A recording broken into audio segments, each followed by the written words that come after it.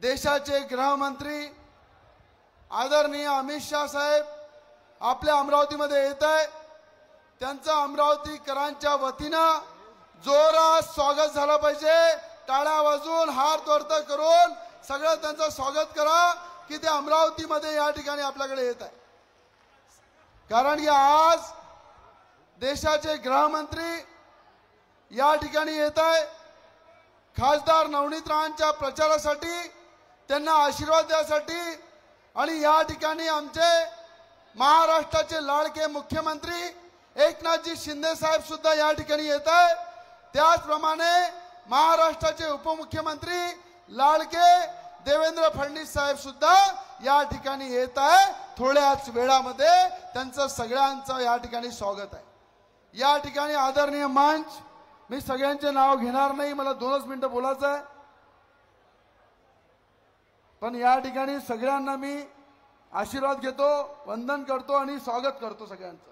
आणि आपल्याला या ठिकाणी आज ज्या पद्धतीनं देशाचे पंतप्रधान जी ही लढाई लढत आहे आणि ही लढाई देशाच्या हितासाठी, देशाच्या भविष्यासाठी, देशाच्या उज्ज्वल भविष्यासाठी देशाचे पंतप्रधान ज्या ताकदीने उभे आहे आणि त्यांच्या विरोधात अनेक बेमान नेते त्यांच्या विरोधामध्ये उभे आहेत। आणि या सगळ्यांना हिशोब करण्यासाठी आपल्या सगळ्यांना मूड बांधावं लागेल की पहिले देशाचे पंतप्रधान असे आहे की जे म्हणतात कि देश मेरा परिवार है और ये परिवार मेरी ताकत है और परिवार के लिए मुझे काम करना है। हे देशाचे पंतप्रधान मोदी जी म्हणतात की प्रत्येक गरिबांना, शोषितांना, महिलांना, शेतकऱ्यांना, शेतमजुरांना, अंधांना, अपंगांना, मतिमंदांना, गोरगरीब सगळ्यांच्या कल्याणासाठी पंतप्रधान मोदीजी ताकदीने उभे आहे। आणि या ठिकाणी खऱ्या अर्थानं अमरावती जिल्ह्यामध्ये कमळ चिन्हावर नवनीत राणा उभे आहे। मी अमरावती जनतेच्या वतीनं देशाचे पंतप्रधानांचे आभार व्यक्त करतो।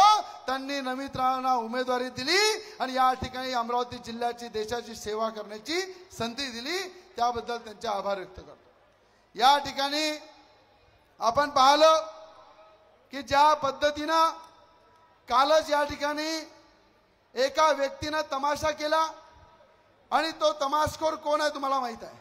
अरे आज मी तुम्हाला खुल्या मंचावर सांगतो की देशाचे काँग्रेसचे नेते राहुल गांधी यांना अचलपूरला ग्राउंड मिळत होतं, ती परमिशन युवा स्वाभिमान पार्टीच्या नावाने होती। जेव्हा मला जिल्हा अधिकारी पोलीस विभागाचा फोन आला की त्यांच्या पोलीस प्रोटेक्शनच्या हिशोबाने ते ग्राउंड त्यांना द्यावं लागल, एका मिनिटात राहुल गांधीला मी ते ग्राउंड दिलं। एका मिनिटात, कुठं कवडीची बातमी सुद्धा नाही आहे। या ठिकाणी सांस्कृतिक भवन मध्ये आदरणीय शरद पवार साहेब, आदरणीय या ठिकाणी उद्धव ठाकरेजी यांची सांस्कृतिक भवन मध्ये सभा होती, तिथे सुद्धा युवा स्वाभिमान पार्टीचा कार्यकर्ता मेळावा होता, तो रद्द केला आणि ते हॉल त्यांना द्यायला लावलं प्रशासनाने। आम्हाला मागे घ्यावं लागलं। का घ्यावं लागलं? अगर देशाचं एखादं नेतृत्व आपल्या जिल्ह्यामध्ये येत आहे आणि त्या ठिकाणी त्यांच्या प्रोटेक्शनच्या दृष्टिकोनातून, व्यवस्थेच्या दृष्टिकोनातून जर आपल्याला माघार घ्यावी लागली तर शांतपणे माघार घेतली पाहिजे, ते आम्ही काम केलं। अरे आज देशाचे गृहमंत्री जे आज देशाला दिशा दाखवतात, या देशाला महत्त्वाचे निर्णय घेऊन या जनतेला न्याय द्यायचं काम करतात, असे देशाचे गृहमंत्री आपल्या अमरावतीमध्ये येत आहे। ज्यांनी खऱ्या अर्थानं, मला त्यांना खऱ्या अर्थानं सलाम करावा वाटते, नमन करावा वाटते। जेव्हा 33 महिन्याची सरकार होती तेव्हा उद्धव ठाकरे सीएम होते।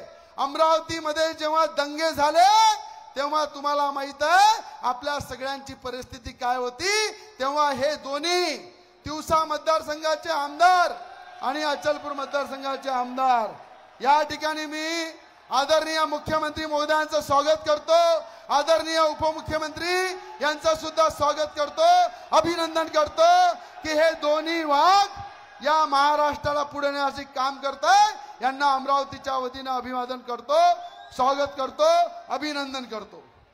आणि या ठिकाणी मी आपल्या सगळ्यांना हे सांगतो की जेव्हा 33 महिन्याची सरकार या महाराष्ट्रामध्ये होती तेव्हा विरोधी पक्षामध्ये आदरणीय देवेंद्र फडणवीस साहेब होते आणि जेव्हा इथे दंगे झाले तेव्हा इथे कोणी मायबाप नव्हतं. तिवसा मतदारसंघाचे आमदार कुठे लपल्या होत्या दिसत नव्हत्या. अचलपूर मतदारसंघाचा आमदार हे दोघेही मंत्री होते, कुठे गेले दिसत नव्हते. तेव्हा देशाच्या गृहमंत्र्यांनी लक्ष दिलं आणि या ठिकाणी ज्या विशिष्ट जातीमुळे आपल्या सगळ्यांना त्रास होत होता तेव्हा ते आपल्यासोबत उभे राहिले आणि आपल्या अमरावतीला मदत केली.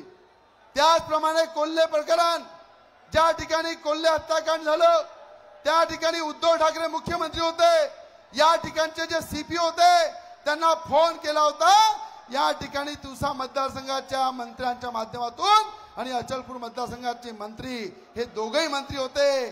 तेव्हा फोन केला होता की कोल्हे प्रकरण हे रॉबरीच्या दिशेने तपास करा, हे रॉबरी मध्ये कन्वर्ट करा आणि रॉबरी मध्ये कन्वर्ट करून त्याची फाईल बंद करा.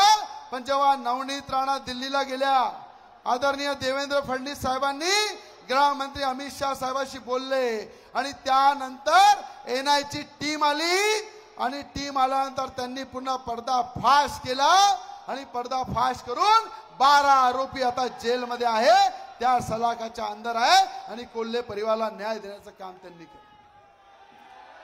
आणि ते गृहमंत्री देशाचे आपल्या अमरावतीमध्ये येत आहे आणि अमरावतीमध्ये आल्यानंतर त्यांचं स्वागत जनके झालं पाहिजे.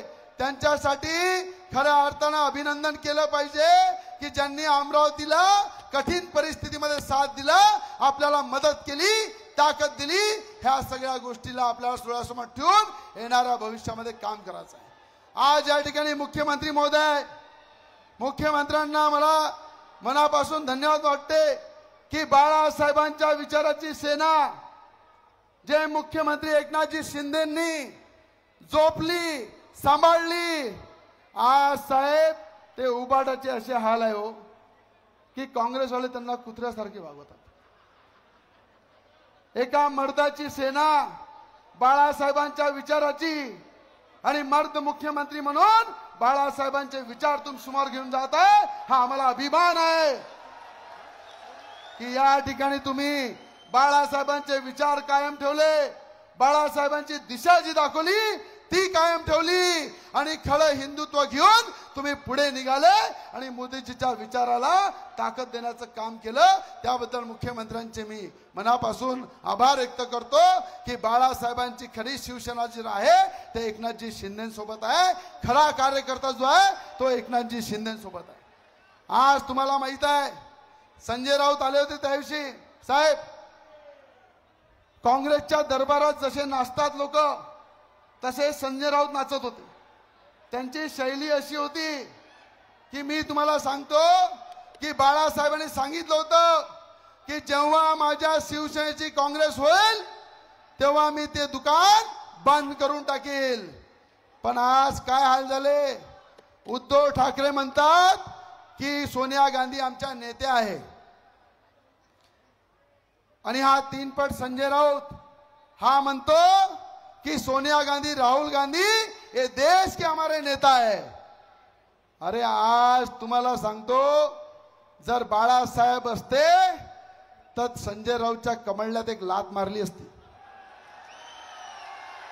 आणि लात मारून त्याची हकालपट्टी पक्षातून केली असती. साहेब, आपल्याला विनंती आहे, खऱ्या शिवसेनेसोबत हे किती जरी यांनी विनंती केली आम्हाला यायचं आहे, अशा लोकांना तुम्ही बाळासाहेबांच्या विचाराच्या सेनेमध्ये घेऊ नका. हे बदनाम झालेले आहे, दागी लोक आहे, यांना ते सोनिया गांधीच्या दरबारातच राहू द्या. यांचा हिशोब ही जनता करणार आहे.